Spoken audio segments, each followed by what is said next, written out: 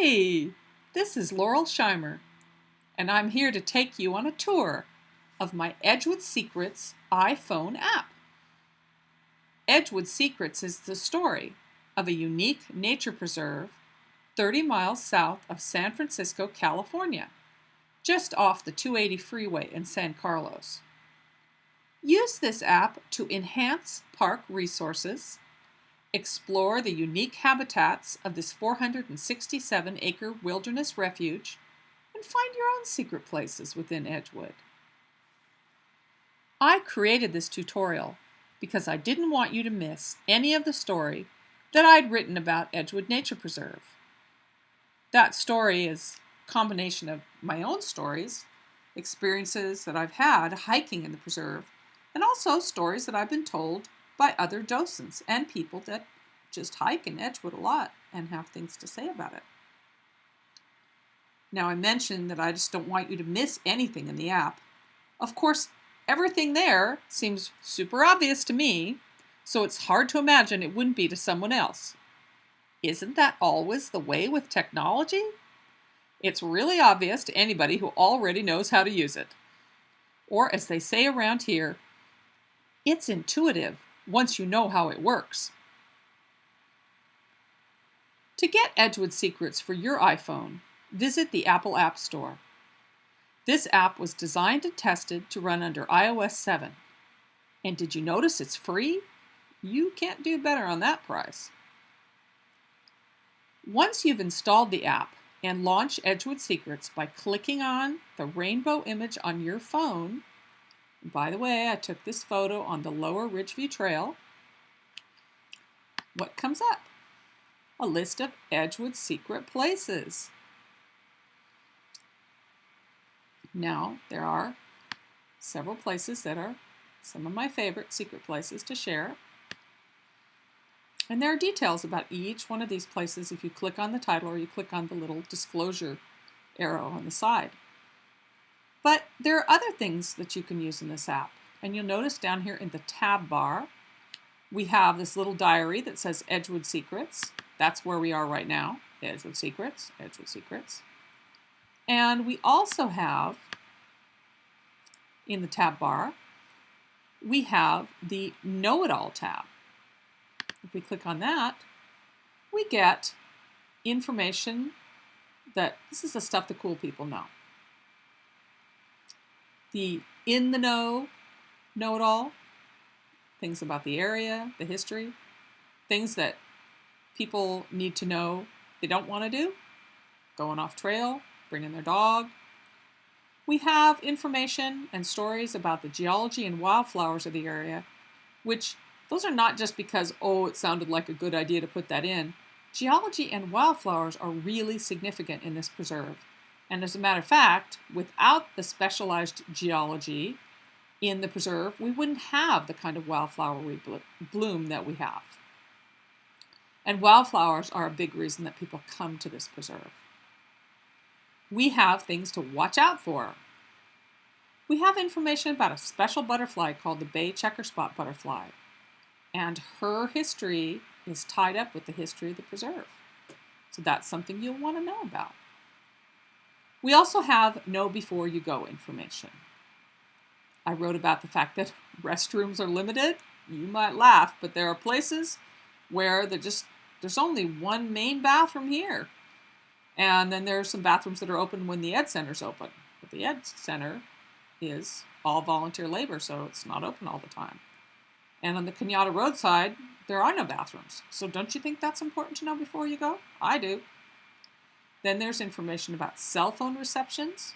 It's variable. And a directions link. Well, I say a link, but there are details about directions, but it's just going to take you to the Friends of Edgewood website where there are directions. I certainly did not try to duplicate any of the information that the Friends of Edgewood, which is a long-time group and one of the star, I've been told it's the star Friends of group in the Bay Area. So a ton of work has gone into the Friends of Edgewood website, and I link to it every place I can because it doesn't make sense for me to repeat that in this app. Another tab that we have down here. So this was Know It All. The little brain is Know It All. And these are the Know It All selections. Then we have a trails map. Now, you can actually get trails maps in a number of places in the park. There are little brochures all kinds of places. And they tend to be in kiosks. You'll when you walk in, several of different entrances in the park, you'll see little brown kiosks. Well, not little; they're tall brown kiosks with the the little box that you open up that has brochures in it. And there are also big maps in those same kiosks that you can look at. You are here kind of map, and look for trails that you might want to go on. But I've gone ahead and included the public domain map here because I wasn't going to. I told people, well, there's maps all over, and I have directions for getting to all the different places. We'll see that in a minute. But people said, no, you ought to have the map. So I got the technology working so that you could do what you typically do on a phone, which is pinch and zoom. Now, one thing I haven't mentioned is I'm using a simulator here. I'm not doing this on an actual phone. So you wouldn't see those spots on your phone. You would use that standard pinch and zoom gesture, the 2-finger gesture, where you spread your fingers apart to get the map bigger, and you draw your fingers together to get it smaller. But sure enough, there's the map, and you may find yourself using it. Then the last tab choice is the author blogged choice. And I was looking at this earlier, so I left it dragged down. But here I am, Laurel Shimer, and say, what does that Laurel Shimer do? Well, she's both an app developer, and she's a regular hiker at Edgewood, and she's a wildflower docent at Edgewood Nature Preserve. So you come during wildflower season when we're doing our free docent walks, you may well encounter me. I have a blog, Hiking Edgewood, and you can click on that here and follow the link. I'm not going to try and do that in this tutorial because it's just distracting. It would make the tutorial last too long, but it does work. And there are a number of links in the app. One of the things I'm going to mention is that when you click on any of the links in this app, it'll actually open up Safari on your phone. And those links will be there. So when you want to come back to the app, you'll need to do a gesture that I can't do on the simulator here. I can do it, but it looks different. And that is, well, here, let's just go ahead. It'll go ahead and it'll launch Safari. Okay, see how it went over and we're in a different place. We're in Safari. And it's going to bring up, assuming I have a web connection right now. Yeah, it's going to bring up my Hiking Edgewood blog. And I'm sorry, my connection's kind of slow right now. But sure enough, here's some of my recent blog postings. I usually post once a week in my blog, usually on Saturdays. And to get out of here, I actually have to exit the browser. Okay, so I'm going to, on your phone, the reason I mention this is because here I have to do it like this. But on your phone, you can do a double click on your home button. You know the home button, right? It would be down here if we had a real phone. It's that little round spot that's down at the bottom. If you double click on that, you'll see all the choices of apps that you have running. So you'd have the Edgewood Secret apps running, and then you'd have Safari running, and whatever else you have running in the background. And then you could just click on Edgewood Secrets. Now there's a really good reason that that links come up in Safari. And that is because you can establish parental controls in Safari. And instead of my having to establish parental controls on my app, you if you're concerned about parental controls on your child's phone, you establish parental controls in Safari. And that way, if you're following a link, let's say someone clicks on my link to my blog, and if my blog, of course, has links to other places on the web, and often I have a link to Wikipedia and other, standard public sites. Well, there are ways that kids can get to inappropriate sites through really standard public sites. And so we don't want, in our apps, we don't want a child to be able to go places that their parents don't want them to go. And that's why the outside website links will come up in Safari, because you can establish your own controls there. Let's go back really quickly. I want to show you just one of the breakdowns of Edgewood Secrets. But I want to point out something to you in Know It All. And that is, remember I talked about cell phone reception being limited? You'll often see at the bottom of views, I always put it in the bottom. You'll see it either says resources or web resources towards the end of all the information in a particular view. And what you need to know is, because the cell phone reception is very limited when you're at Edgewood, in many cases, these external web links aren't going to come up. You're not going to be able to get Wi-Fi. So why are they there? They're there to help you plan your visit. Remember, we have directions, and we have knowing, where the bathrooms are, and knowing in the bathroom section it says when the education center's open, volunteer staffing, it's not open all the time. It has certain hours. So you want to see the hours the Ed Center is open, because that's when the other set of bathrooms are open. And the other thing the web links are there for are for following up on things that interest you after you come. Like if you're interested in what is estivation that I mentioned about banana slugs at the waterfall, I have a link on estivation. I had a really hard time finding estivation on the web. I think because I was misspelling it, but a lot of people don't know about estivation.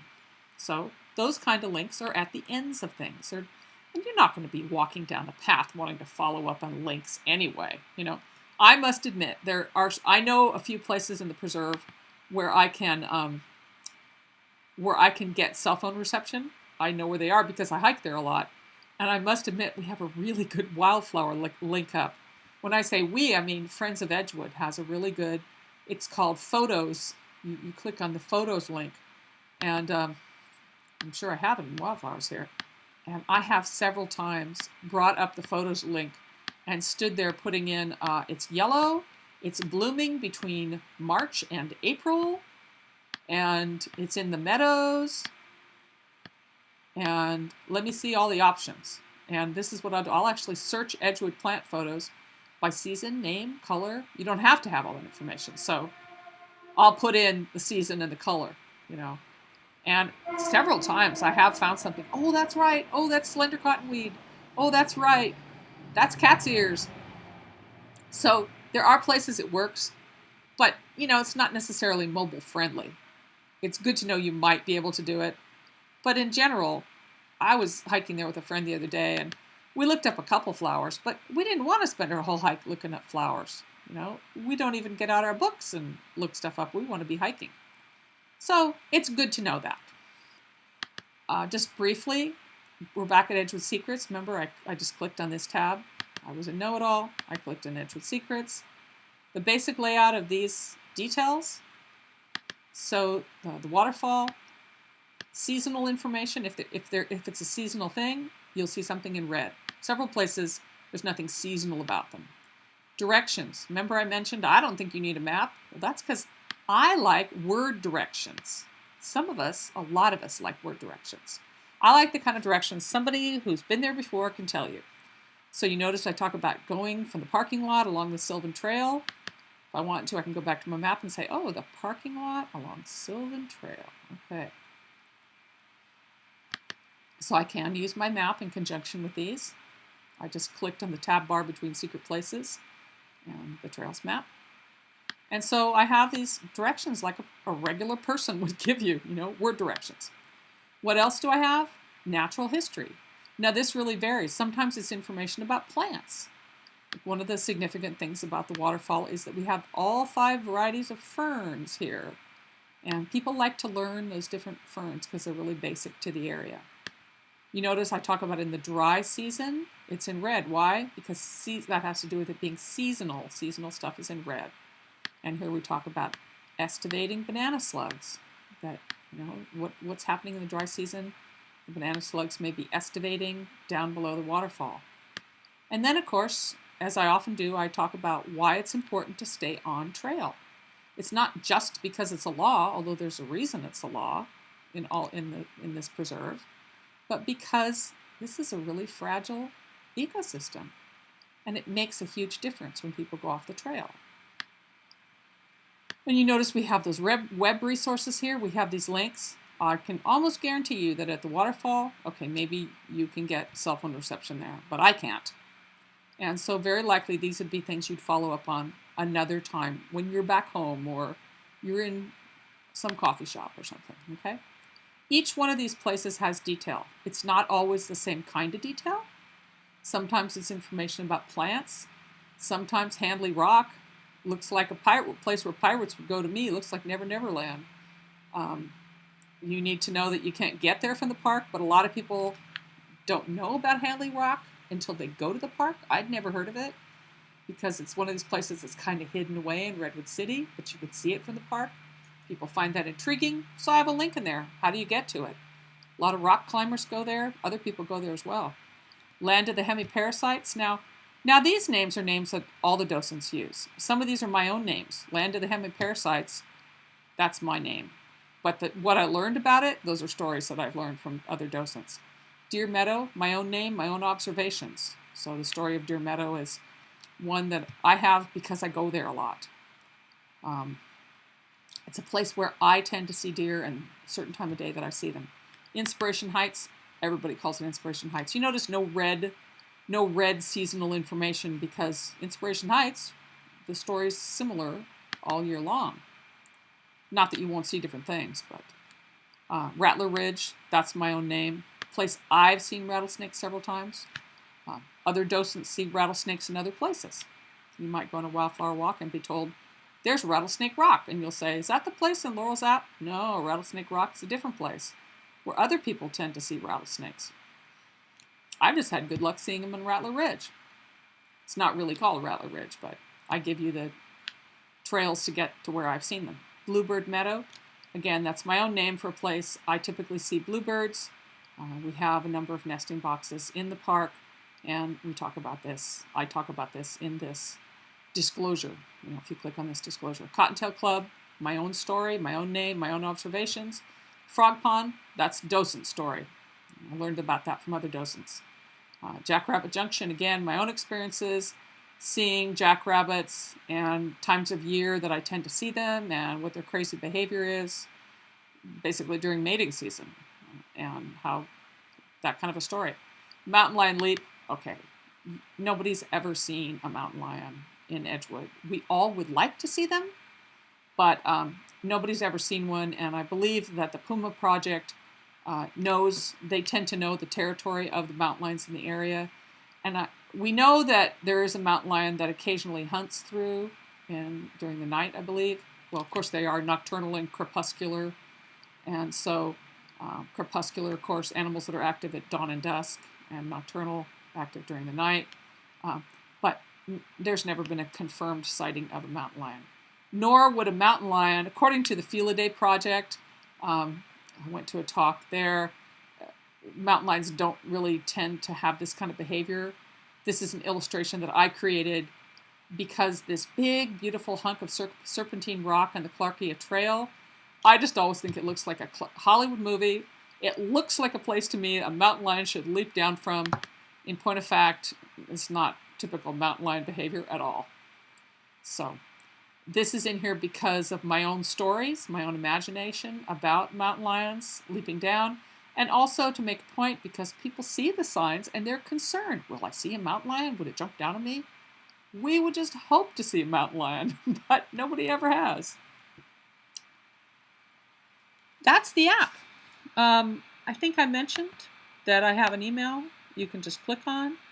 It's called Edgewood Secrets. It's edgewoodsecrets@gmail.com, and you'll see that come up. It'll come up in a email format, which unfortunately from the simulator I can't make that come up, but on your phone you can.